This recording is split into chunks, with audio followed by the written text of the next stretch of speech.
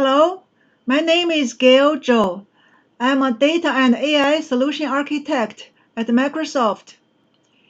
In this video, I will show you how to use Polybase to export SQL Server data directly into Azure Storage. I'll be using the PowerShell scripts from the published GitHub repository. I will show you how to get to this repository, which modules to run, and how to run the PowerShell scripts.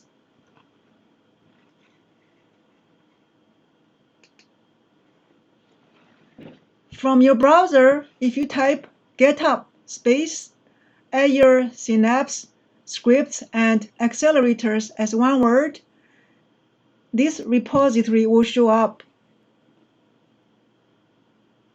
This is the first one on this list.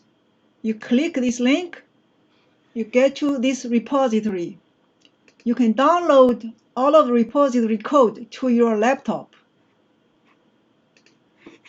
For today's task, we're going to need code from this subfolder, Migration SQL Server. This folder contains all the modules to perform end-to-end SQL Server to Synapse migration. Below are the documentations.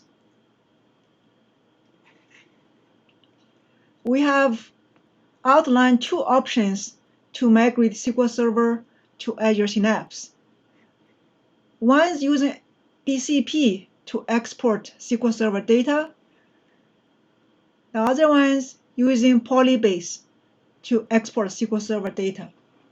Today, we're going to cover the second option, using Polybase.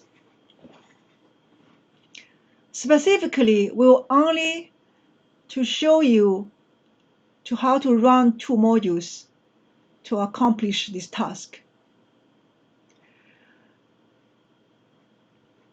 First, we'll run module 2A, which the name of the module is 2A, generate Polybase export scripts.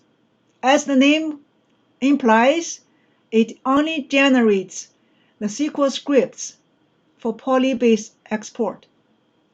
Each table will have its own script. You put all of the scripts into one folder.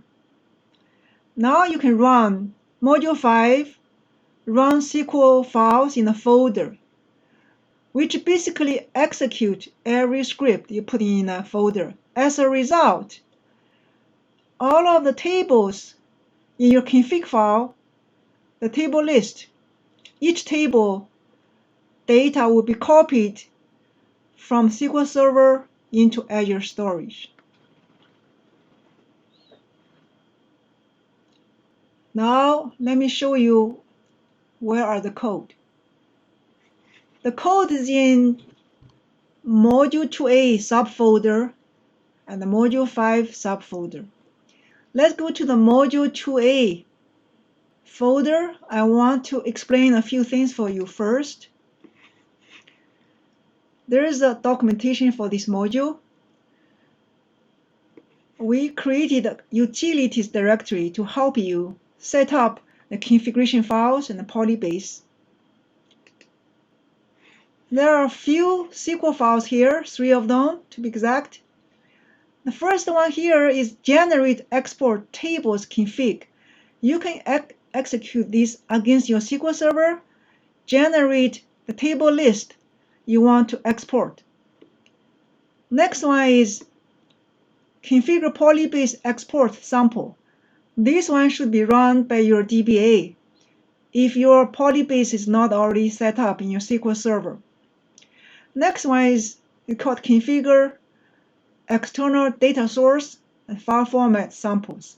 This is the one you will need to look at as a reference to set up your own environment. Now let's see how this file looks like. This is a well-documented SQL script step by step. The first step, you need to create master key encryption. This may have already been done by your DBA. If it's already done, you don't need to do this anymore.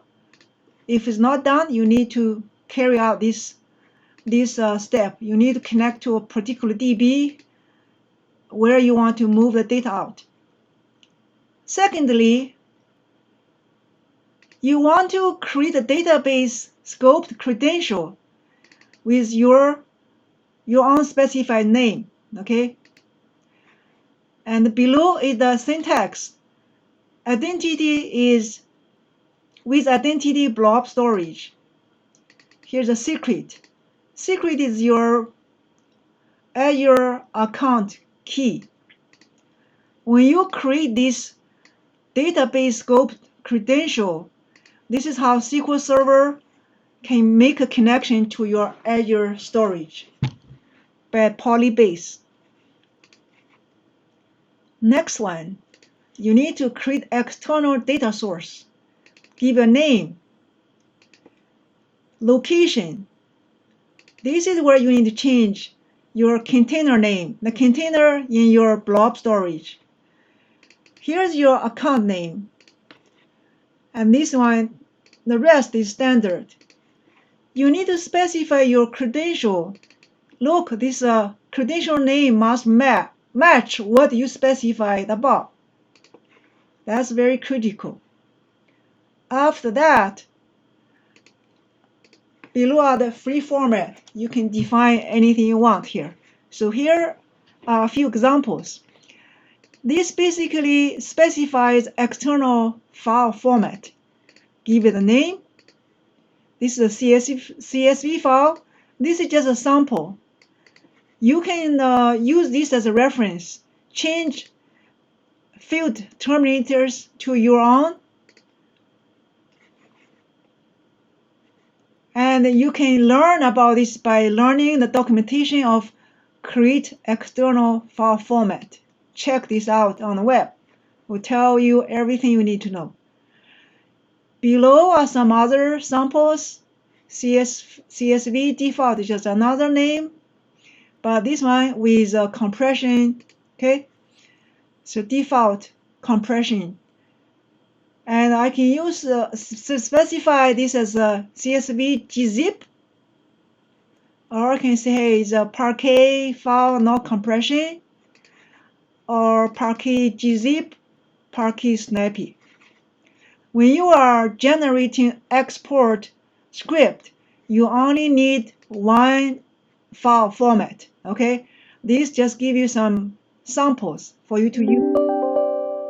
So with this setup in your environment, you're almost ready to go. Now let's see what is the next.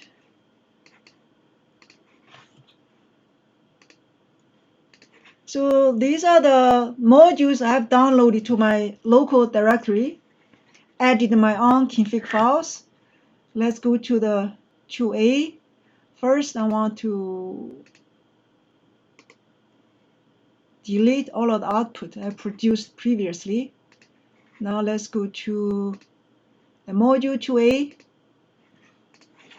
I need two configuration files for this PowerShell script. PowerShell script is generate export tables script. First one, I need a export tables config. This is basically the table list. Active is 1 or 0. If it's 0, PowerShell script will ignore this table. Will skip it, basically.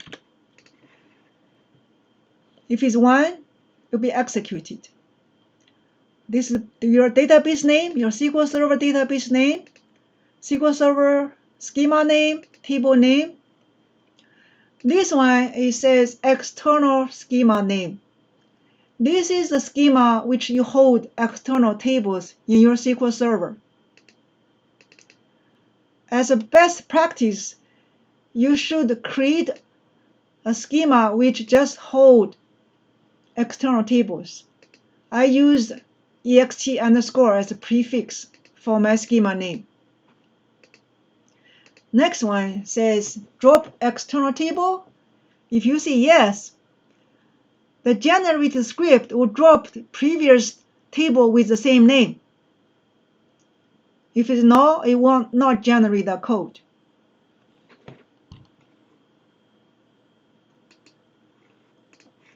So that's one config file you need.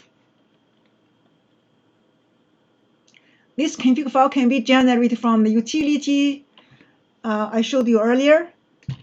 Now you need another config file, which is in JSON format.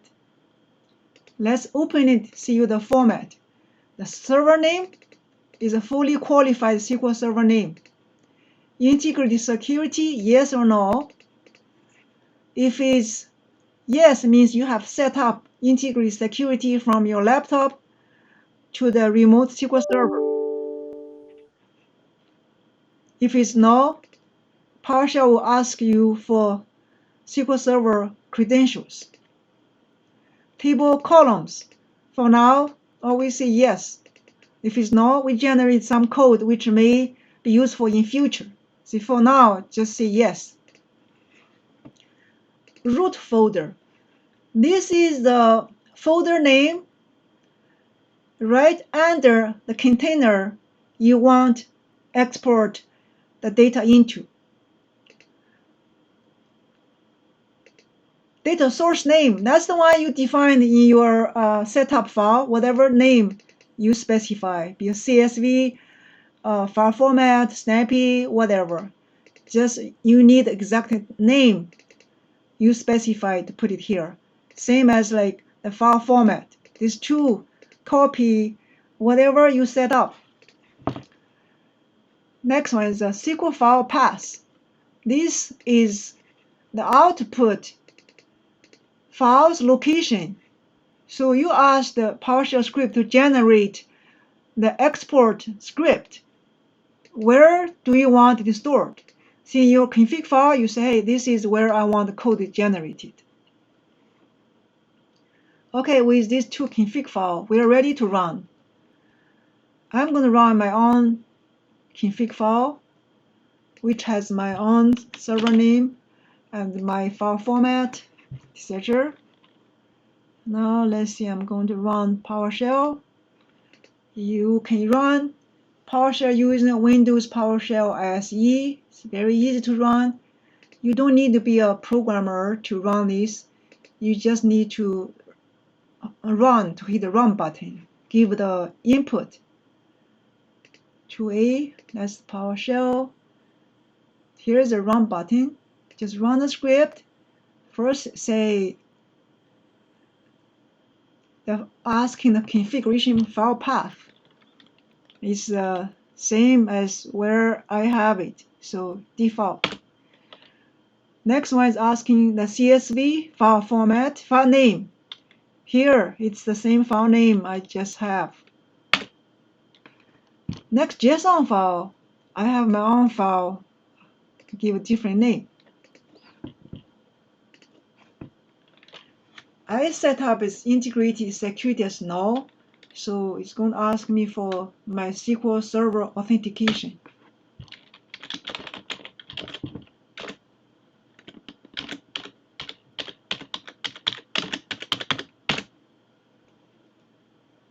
Okay, so the code is already generated. Let's see where is the output. As we specified here, this is the directory I have the output. Let's just open any of them. Okay, so you see the first 3 lines? This is how the code is generated based on instruction. If this table already exists, or drop it. Now it's going to create the same the table with the same name, okay? These are the columns. Yeah, this is when you specify columns, say yes, this will be generated. Here is very important, location. This is specify where do you want this table data be stored in your Azure Storage. This is the folder right after the container. Yeah, it happens to be the same name as this file format. This has nothing to do with each other, just let you know. This is a file folder name. This is a database. This is a table. This is where I want you to store the table data. This is the data source name I defined. File format is a CSV, no compression. So this external table is created.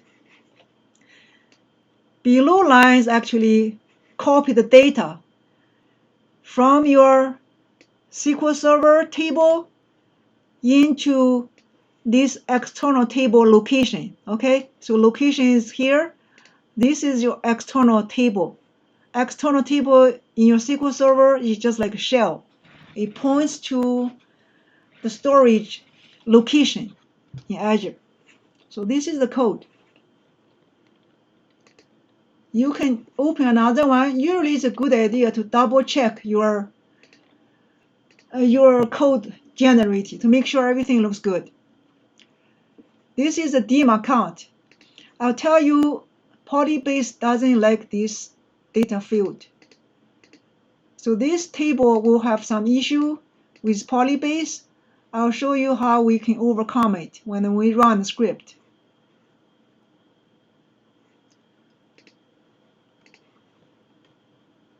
Okay, so we have the code generated. What is next? First, let's check our Azure to know where we want to put the data. Here is my Azure Storage. I have 3 containers. I just created one called Polybase Export. This is empty right now. Now we need to execute our code.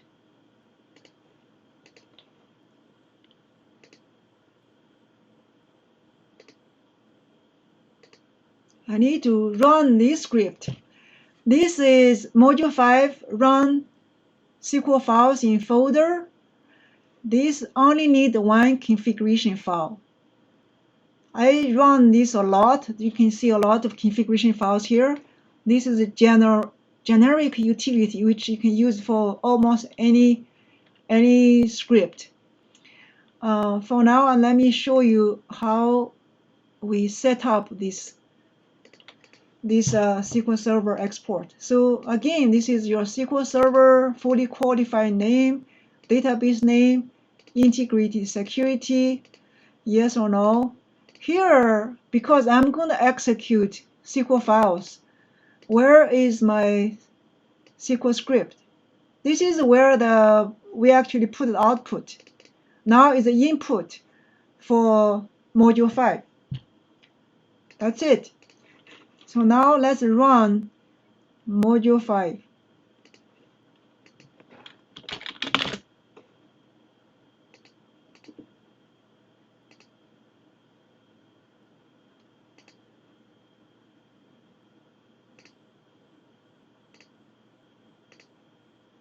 Since this one need only one config file, this is a file I have almost exactly like this, just with my actual parameters, which is my environment.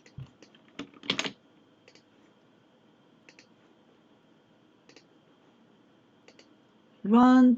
This one is very simple. Just say, what is your config file name? Here's my config file name.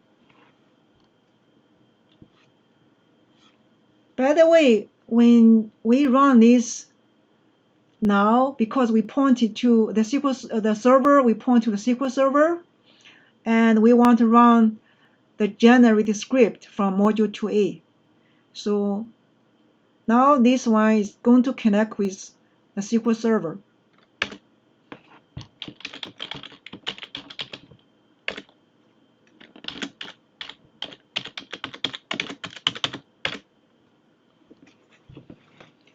The red one usually is error, so don't worry, that's exactly I was telling you about this dim account.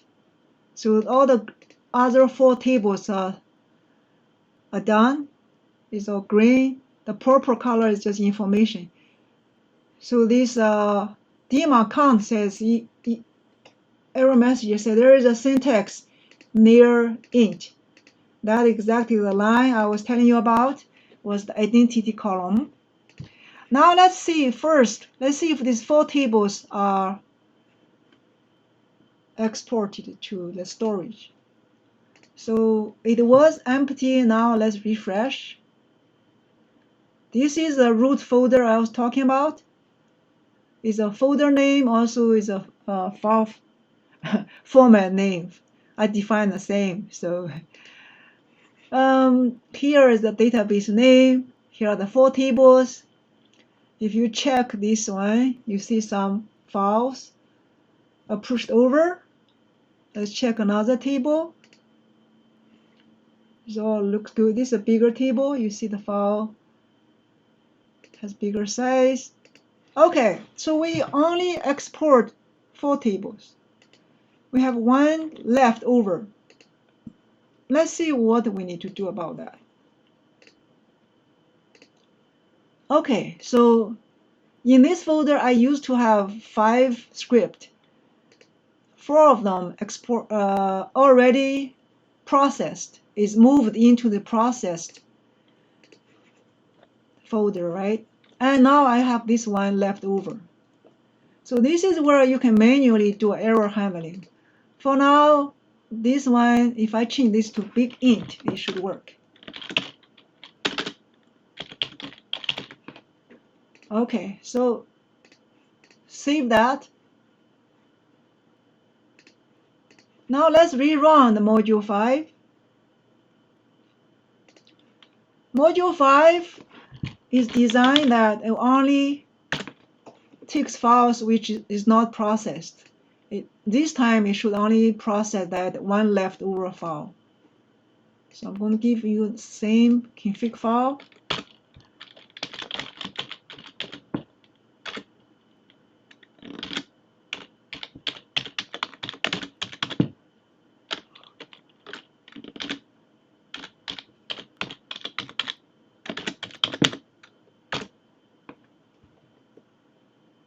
Okay, this daemon account is migrated. How do you know? So this is moved over to processed from here. Now let's see if it's moved to the storage. So these are 4 tables here. Let's refresh. Okay, daemon account. Okay, there are some data here. Looks good. So we know from 2 places we know they are done. How do I know it is actually done a good job? Here we should check.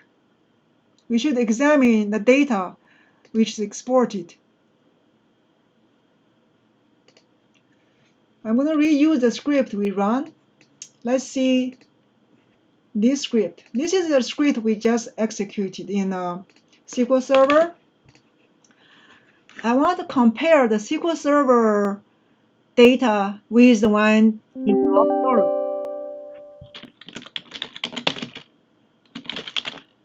First, I want to see if the counts are correct.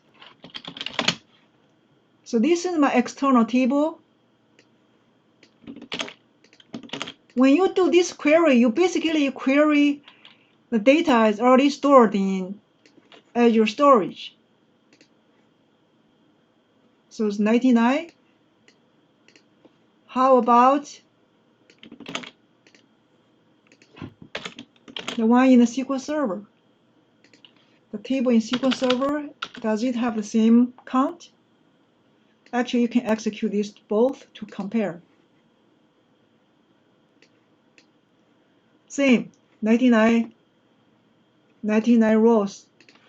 Okay, that is a good sign. You also want to check if the data looks okay. Let's see, select top 20 from this external table.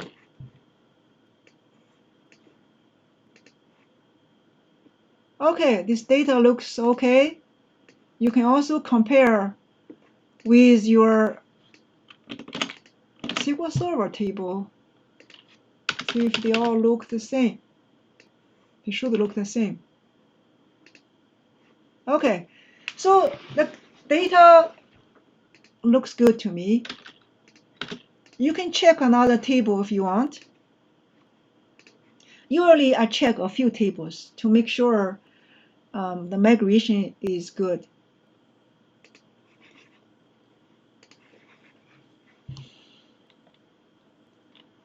Okay, so we have actually done everything we wanted to do today.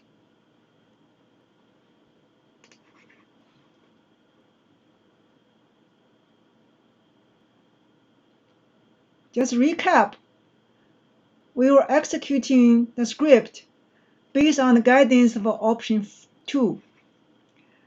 We execute this module 2a generate Polybase export scripts, and then we use module 5 to execute the scripts. As a result, the table data are copied over from your SQL Server to Azure Storage. Only the tables are in the config file, the .csv config file, not all of the tables. Of course, you can make the config file list all of your tables. Normally, it's a good practice just migrate batch by batch.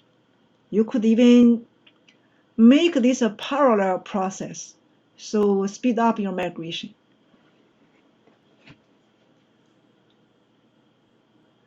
With that, I hope this video